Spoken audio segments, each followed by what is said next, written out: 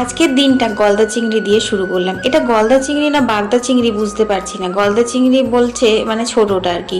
যাই হোক, সকাল থেকে খুব রান্না বান্নার তোড়জোড় লেগেছে।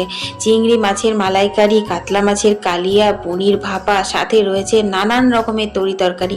কেন জানো? কারণ আজ হচ্ছে বুবলার জন্মদিন। বুবলা হচ্ছে আমার একমাত্র ছেলে। যাই হোক, চলো, নারকেলের দুধ বের করার জন্য নারকেল কুড়িয়ে তারপর মিক্সিতে একটু জল দিয়ে পেস্ট করে নিয়েছিলাম। সেই পেস্টটা বুবলাই করেছিল। তারপর আমি ছাকনায় করে ছেঁকে কোকোনাট মিল্কটা বের করে নিয়েছি। খুব সুন্দর যেন তো আজকে রান্না করব চিংড়ি মাছের মালাইকারিটা। এদিকে বুবলা স্নান করে তারপর মন্দিরে এসেছে। একটু ছেলের নামে পায়েস করে পুজো দিলাম মন্দিরে। তারপর মন্দির থেকে এসে রান্নায় লেগে গেছি। চিংড়ি মাছ ধুয়ে নুন হলুদ মাখিয়ে নিয়েছি।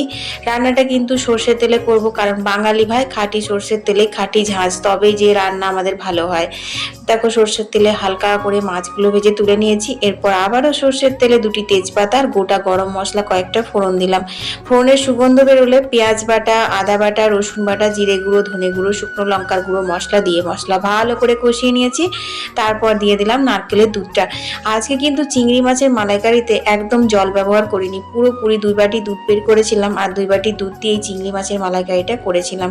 স্বাদ মতো নুন বেশটি, অল্প একটু ঘি গরম মশলা ছিটিয়ে নামিয়ে নিয়েছিলাম। উফ, যা হয়েছিল ওনারা বন্ধুরা, কি বলবো চিংড়ি মাছের মালাইকারিটা। এখানে কাতলা মাছের কালিয়াও কিন্তু রেডি হয়ে গেছে। সমস্ত রান্না বান্না মোটামুটি রেডি। বুবলার বাবা ডিউটি থেকে এসে তারপর এখন পায়েস খাওয়ার অনুষ্ঠানটা হচ্ছে।